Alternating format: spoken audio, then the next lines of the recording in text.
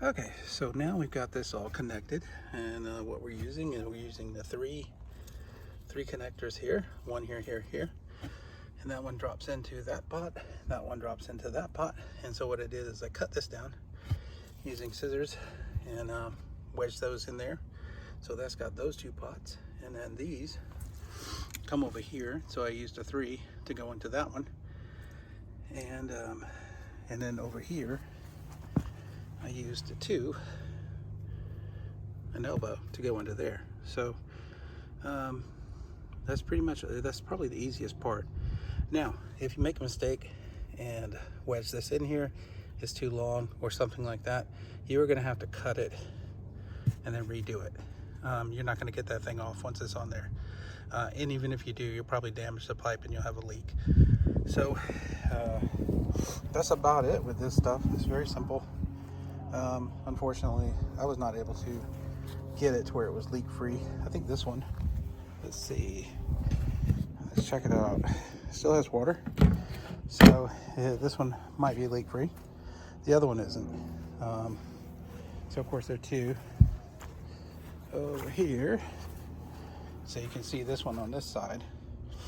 They're buried. So you typically want to bury these, and then you get about a cubic foot. So this tree, and whatever my wife decides to plant all around here will end up, you'll see roots all around it. So these, unfortunately, have some leaks in these two pots. So I'm not going to be able to achieve a watertight scenario, which is okay. So you see this one's empty. So I'll just have to come out and then water it about once a week, usually. And that's good enough. And so I'll cover these back up with some soil. I'm gonna have to redo this area. Looks like a disaster, but I need to get this project done first, and that way I can get it going. So there it is, Olla pot, whatever you call it. It's a good system. It's very difficult to put in. I recommend you buy it if you want, because they might have a watertight solution. So that's very difficult to do. So that's gonna be your main challenge, is to keep it watertight. But even if you don't, like I said, it's still worth it, especially in this hot summer that we have here in San Antonio. It keeps everything hydrated. Everything will look good during the summer when pretty much everybody else's garden looks like dust. So highly recommend if you live in an area that's extremely hot during the summer, or if you're trying to conserve on water. It does a great job with that. So to build these Olla pots, this is a pretty simple thing to do. You can go with a very simple method. All you need to do is just plug up the bottom. What I'm going to do is use using some duct tape to cover the bottom, and then I'm going to use some water-resistant adhesive, and I'm going to fill up the hole here.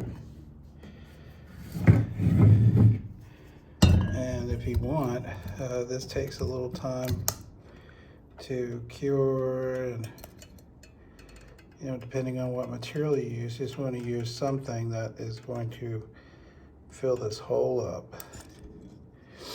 Something that's not toxic.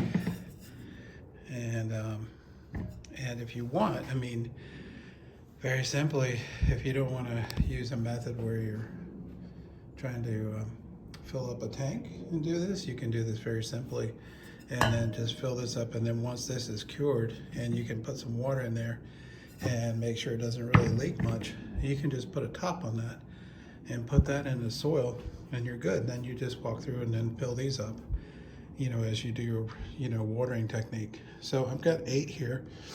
I'm going to fill up every single one of these and leave this for a few days, and I'm going to work on making the tops.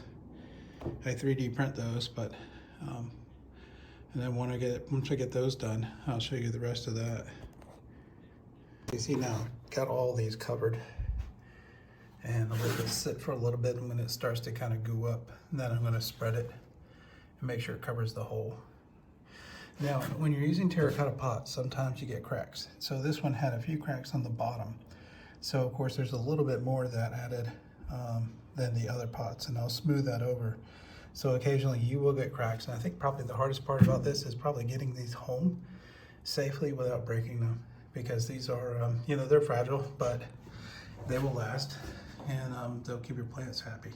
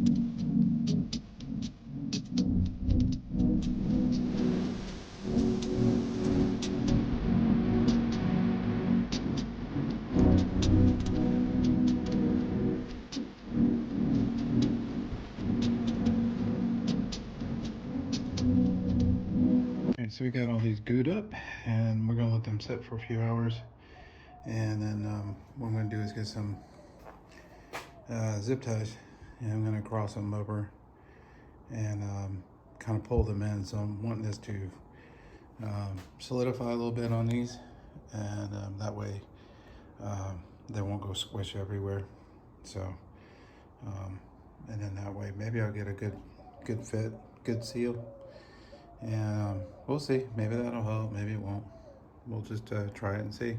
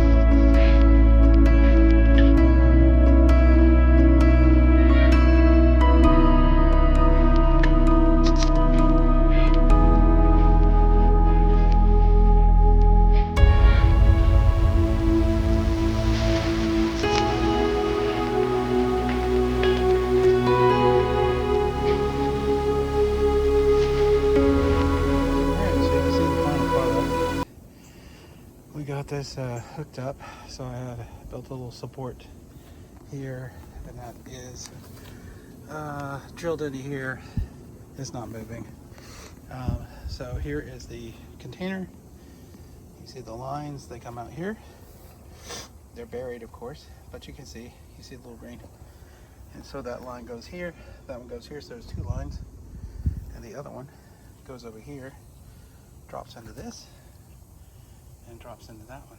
So the other one is over here. So I got that one over here. And I mainly wanted to hit the trees. That's the most important thing in this garden bed. So to make sure that those are hydrated, everything else will be meh. So there's that one, and that one, and that one, and that one, and that's all hooked up into here. So now I'm gonna fill it up with water and see if I get some luck on having this watertight. So as you can see, unfortunately, once again, I got leaks. So I did my best on this one to make sure that these are watertight, but I tell you, that's really hard to do.